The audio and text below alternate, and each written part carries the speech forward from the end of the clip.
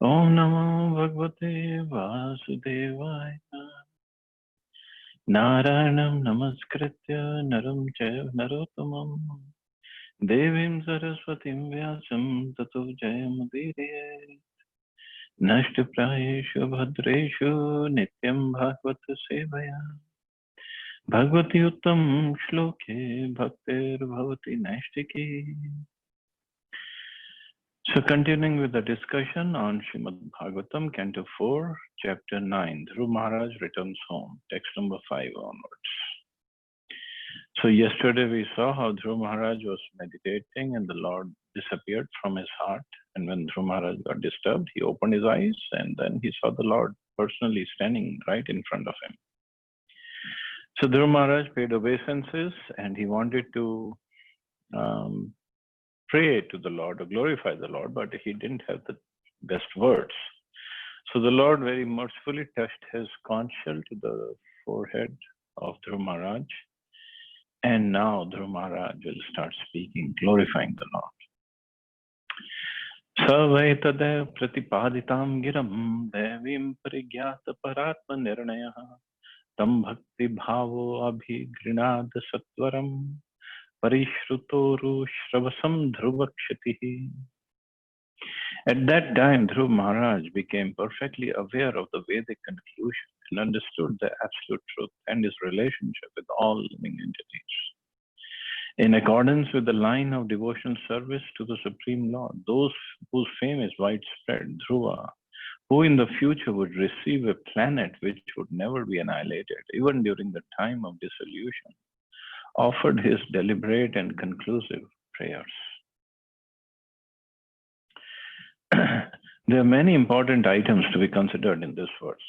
First of all, the relationship between the absolute truth and the relative material and spiritual energies is here understood by a student who has complete knowledge of the Vedic literature. Dhruv Maharaj never went to any school or academic teacher to learn the Vedic conclusion. But because of his devotional service to the Lord, as soon as the Lord appeared and touched his forehead with his conch shell, automatically the entire Vedic conclusion was revealed to him. That is the process of understanding Vedic literature. One cannot understand it simply by academic learning. The Vedas indicate that only to one who has unflinching faith in the Supreme Lord as well as in the spiritual master is a Vedic conclusion revealed. So Vedic knowledge, Vedic conclusion, Vedic understanding or realizations is not something of academic learning. It's important to learn the Vedas. It's important to study the Vedas or Vedic scriptures. But one thing for sure, just by our studying it, we will never understand it and never get the realizations out of it. So for that, we need the mercy. So either here, Dhruv Maharaj got the mercy of actually both Narad Muni first and then the Lord. So one has to have the mercy of the spiritual master and the Lord to understand the Vedic truth. Otherwise, one can continue, keep on reading it for millions and millions of lifetimes, still won't be able to understand anything. That is why the, what was his name? Macaulay. Macaulay was sent or brought by British government to put down the Vedic literature and to convince the Indian population that your Vedas are just bogus books. Follow Bible. Bible is more practical and more authoritative, authentic. But that was a problem. If people of India had learned the Vedas properly, they would have never believed Macaulay. That, like so many of them, they didn't, but many of them did believe Macaulay, and they converted. So those who learn the Vedas properly, that's why this knowledge has to be learned properly by approaching a bona fide spiritual master, rendering service unto him, humbly inquiring him. Then once the Vedic knowledge, Vedic truth is revealed, the person will not go anywhere else, will not even think of doing anything else. Even one who understands the Vaishnava philosophy, he will not even go to Mayavad philosophy again. That is why it's so important to understand these books properly. The example of Dhruv Maharaj is that he engaged himself in devotional service to the Lord according to the order of his spiritual master, Narad Muni. As a result of his rendering such devotional service with great determination and austerity, the personality of God had personally manifested himself before him. Dhruv was only a child. He wanted to offer nice prayers to the Lord. But because he lacked sufficient knowledge, he hesitated. But by the mercy of the Lord, as soon as the Lord's conscience touched his forehead, he became completely aware of the Vedic conclusion. That conclusion is based on proper understanding of the difference between Jiva and Paramatma, the individual soul and the super soul. The individual soul is forever a servant of the super soul. And therefore, his relationship with the super soul is to offer service. That is called Bhakti Yoga or Bhakti Bhav. Dhruv Maharaj offered his prayers to the Lord, not in the way of the impersonalist philosophers, but as a devotee. Therefore, it is clearly said here, Bhakti Bhav. The only prayers worth offering are those offered to the Supreme Personality of Godhead, whose reputation is spread far and wide.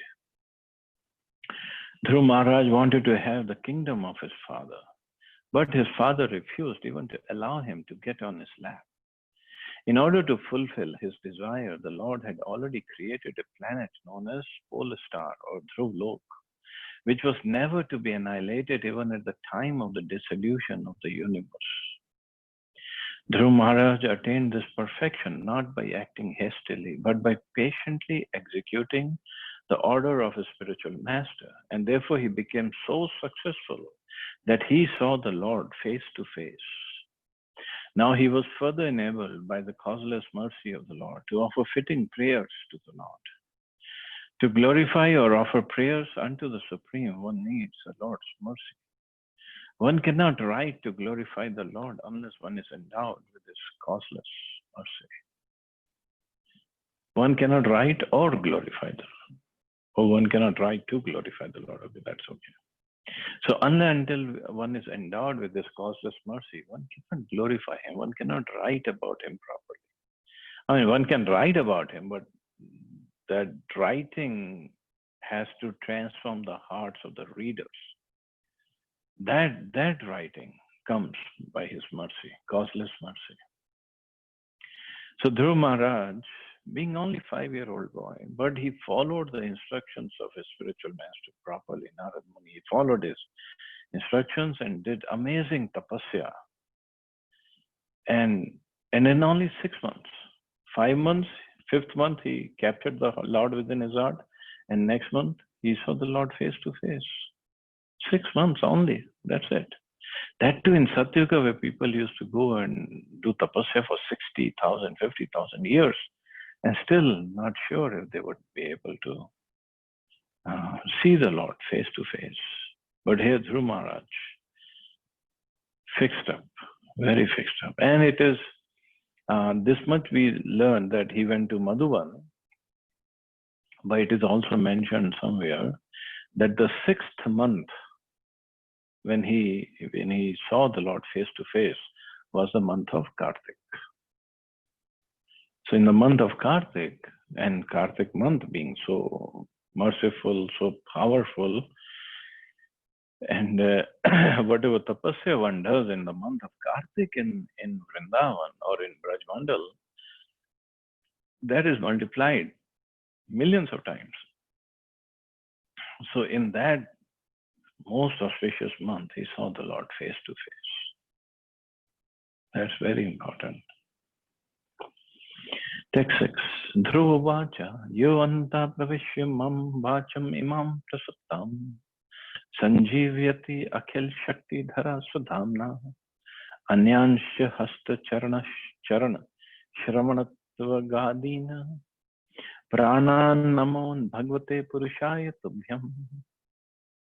Dhruv Maharaj said, "My dear Lord, you're all powerful. After entering within me, you have enlivened all my sleeping senses, my hands, legs, ears, touch, sensation, life force, and especially my power of speech. Let me offer my respectful obeisances unto you." Dhruv Maharaj could understand very easily the difference between his condition before and after attaining spiritual realization and seeing the Supreme Personality of Godhead face to face. He could understand that his life force and activities had been sleeping. Unless one comes to the spiritual platform, his bodily limbs, mind, and other facilities within the body are understood to be sleeping. Sleeping in the sense they're spiritually they're all sleeping. If he hasn't come to the point of spiritual realization, unless one is spiritually situated, all his activities are taken as a dead man's activities or ghostly activities. Srila Bhaktivinoda Thakur has composed a song in which he addressed himself, "O living entity, get up." That's the song, Jiva Jago, Gaurachandra Bol. How long shall you sleep on the lap of Maya? Now you have the opportunity of possessing a human form of body. Now try to get up and realize yourself. The Vedas also declare, get up, you have the opportunity, the boon of the human form of life. Now realize yourself. These are the Vedic injunctions. So if we are not serving Krishna, then our senses are serving Maya. So that is as good as a sleep or dead man's activities or ghostly activities actually. Because they're not serving the purpose. Dhruv Maharaj actually experienced that upon the enlightenment of his senses on the spiritual platform, he could understand the essence of Vedic instruction, that the Supreme Godhead is a Supreme Person. He is not impersonal. Dhruv Maharaj could immediately understand this fact. He was aware that for a very long time he was practically sleeping, and he felt the impetus to glorify the Lord according to the Vedic conclusion. A mundane person cannot offer any prayer or glorify the Supreme Personality of Godhead because he has no realization of the Vedic conclusion. Still, because first of all, it's the soul's connection with the Supreme Lord is eternal, it's permanent. So everybody has a connection with the Supreme Lord. So they try to glorify the Lord according to their own level of understanding or level of realization. But the proper realization, proper glorification of the Lord will come only from a person who has realized himself, who has the realization of the Vedic conclusion. So that is also important that we understand that we should not just listen or hear anybody and everybody. Of course, they will speak from their realization, from their point of view, but that might not be the perfect point of view that can transform our heart. It's a fashion to write commentaries on Bhagavad Gita, like Prabhupada said.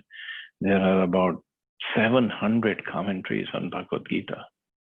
700 or 800, exactly number I don't remember. But hardly any of them is being able to transform the hearts of the persons or hearts of the readers. What about not just the heart of the readers, even the writer himself? So what's the value of reading those books?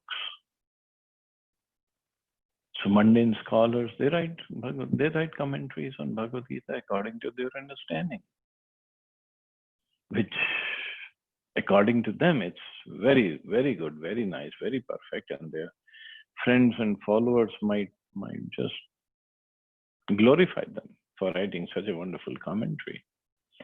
But it's of no use for devotees, for understanding the real purpose of Bhagavad Gita. Some people write Bhagavad Gita for management, or Bhagavad Gita and yoga, or whatever, Bhagavad Gita and karma, whatever they want to pick up. In a way, it's wrong, but in another way, Krishna is at least guiding them, at least read the shlokas of Bhagavad Gita properly.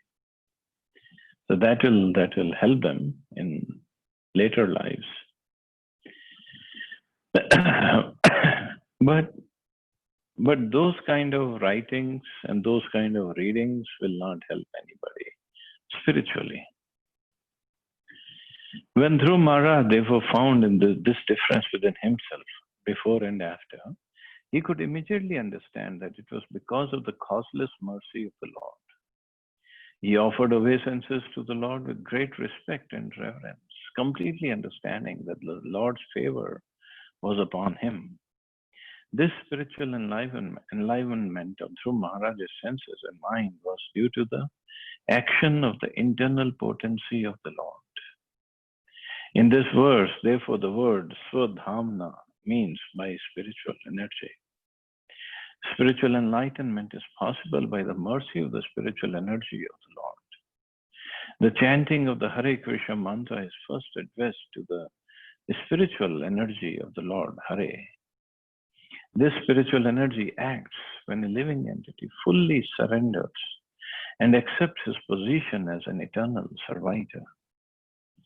When a person places himself at the disposal or order of the Supreme Lord, that is called Sevan Mukha, at that time the spiritual energy gradually reveals the Lord to him.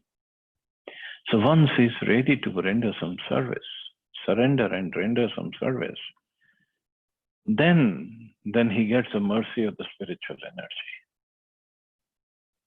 And depending upon his surrender and depending upon his services, he gets more and more realizations.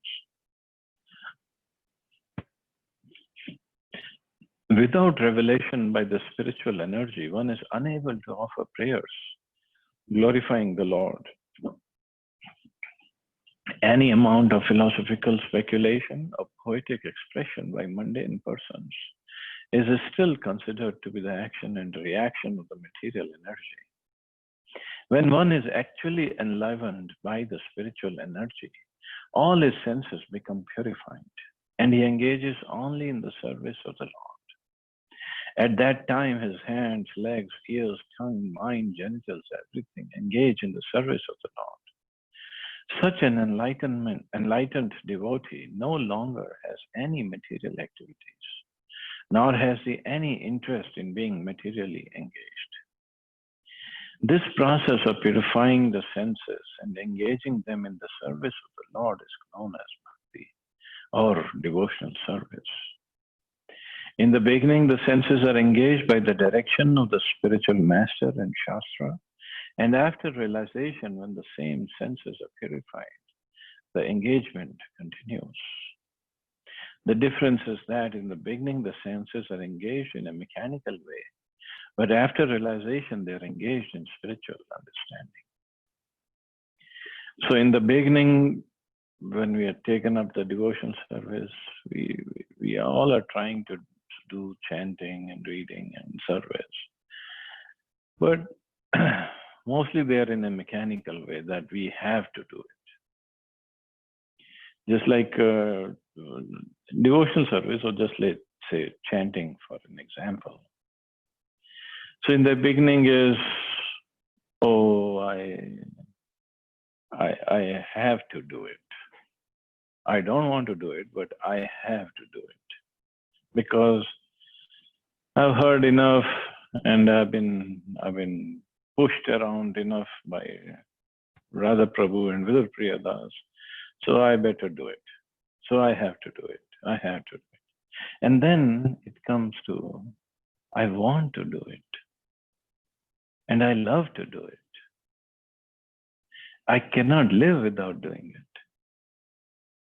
This is my life. See the different stages. So this is what Prabhupada says. In the beginning, they engage in mechanical labor, but after realization, they are engaged in spiritual understanding. The process is the same, chanting of the holy names. There's nothing else. Chanting of Hare Krishna Mahamantra. But it depends upon our position of the heart or inclination of the heart. How do we approach it? And that depends upon the progress. Ekastvamev bhagvannitam atmashaktya maya khaya gunaya mahad adya shesham sishtvanu vishya purushas tad asad guneshu nanev darushu vibhasvad vibhasi. My Lord, you are the Supreme One, but by your different energies, you appear differently in the spiritual and material worlds. You create the total energy of the material world by your external potency, and after creation, you enter within the material world as a super soul.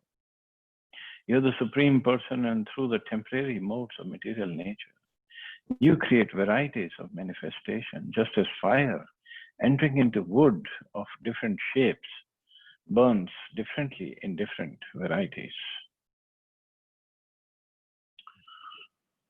Dhruva Maharaj realized that the Supreme Absolute Truth, the personality of Godhead, acts through his different energies. Not that he becomes void or impersonal and thus becomes all-pervading. The Mayavadi philosophers think that the Absolute Truth being spread throughout the cosmic manifestation has no personal form. But here Dhruva Maharaj, upon realization of the Vedic conclusion, says, you are spread all over the cosmic manifestation by your energy. This energy is basically spiritual, but because it acts in the material world temporarily, it is called Maya or illusory energy. In other words, for everyone but the devotee, the Lord's energy acts as external energy. Dhruva Maharaj could understand this fact very nicely, and he could understand also that the energy and the energetic are one and the same. The energy cannot be separated from the energetic. So this is the real conclusion that only a devotee can come to. Mayavadis think just because Dhruva Maharaj said you're everywhere, you appear by your different energies, you appear differently in the spiritual and material worlds. So they believe, their understanding is the Supreme Lord is distributed himself all over spiritual and material world, so his personal form is lost. But this is not the Vedic Vaishnava understanding. This personal form is there, and by his energies he is spread everywhere. Why can't he do that? And the energy and energetic are non-different at the same time. The identity of the Supreme Personality of Godhead in the feature of Paramatma or Super Soul is admitted herein. His original spiritual energy enlivens the material energy, and thus a dead body appears to have life force. Voidist philosophers think that under certain material conditions, the symptoms of life occur in the material body. But the fact is that the material body cannot act on its own. Even a machine needs separate energy, electricity, steam, etc. It is stated in this verse that the material energy acts in varieties of material bodies, just as fire burns differently in different wood according to the size and quality of the wood. In the case of devotees, the same energy is transformed into spiritual energy. This is possible because energy is originally spiritual, not material. As it is said, Vishnu Shakti Paraha Brahma. The original energy inspires a devotee, and thus he engages all his bodily limbs in the service of the Lord. The same energy as external potency engages the ordinary non-devotees in material activities for sense enjoyment. We should mark the difference between Maya and Swadham. For devotees, the Swadham acts, whereas in case of non-devotees, the Maya energy acts. So little technical. So the material energy is enlivened by the spiritual energy, because material energy cannot act on its own. We read about Mahatattva and Pradhan and the three modes of nature and further manifestations. But all this could not function until the Paramatma feature entered. They were there, dead, static. And when the Paramatma entered each and every atom of the universe, then the interaction started. So the energy is the same, and then Prabhupada further explains. So external potency, energy is the same, but the same potency becomes spiritual energy for the devotees and material energy for the non-devotees. Well, the material energy or Maya, the source is Krishna. Source is not some demon or Satan. Source is Krishna only. It's just how we utilize this material energy. Just like we have this phone, we all are listening to lectures on. So this phone, most of the time, 23 hours or maybe 20 hours of the day, it's used in material services. But for rest of the time, if it's spiritually utilized, then it becomes spiritual, although it is material looking. So for 20 hours, it could be material, and for 4 hours, it is spiritual. It depends how we utilize it. So that is the difference between same energy, but acting differently for the case of devotees. So that's what Prabhupada says. In the case of devotees, the same energy is transformed into spiritual energy. This is possible because the energy is originally spiritual, not material. But the Mayavadis say, oh, Brahm, Satya, Jagan, Mithya, this whole material world is false. It's not false.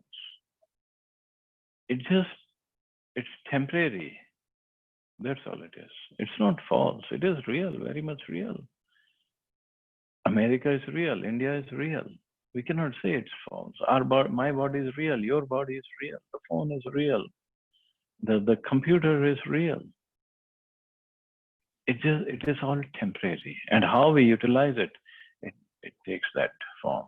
So our bodies also, if we utilize in service of Krishna, they become spiritual. If we utilize in Maya's energy, Maya's service, they remain material. And this is, just imagine, this is what Dhruv Maharaj is speaking. 5-year-old boy with no practical or real training, no schooling, nothing. Just because of his austerities, and the Lord became pleased, and Lord touched his forehead with his conch shell. So we'll stop here. There are beautiful prayers by Dhruv Maharaj that will continue tomorrow. And see anybody has any questions or comments.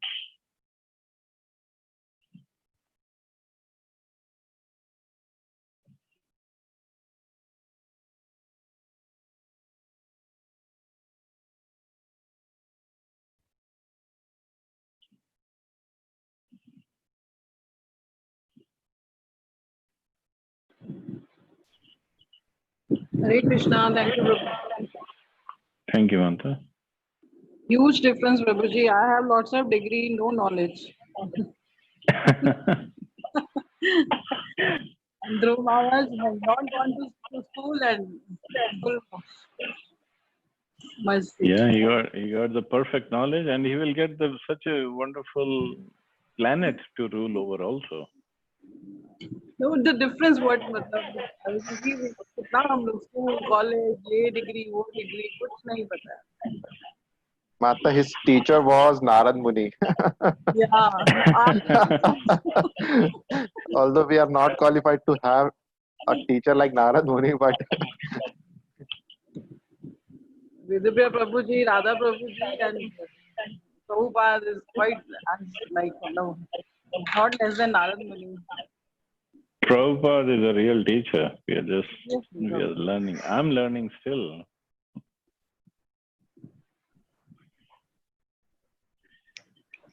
But these are wonderful stories going on, and learn a lot from all this. Yes, Prabhuji.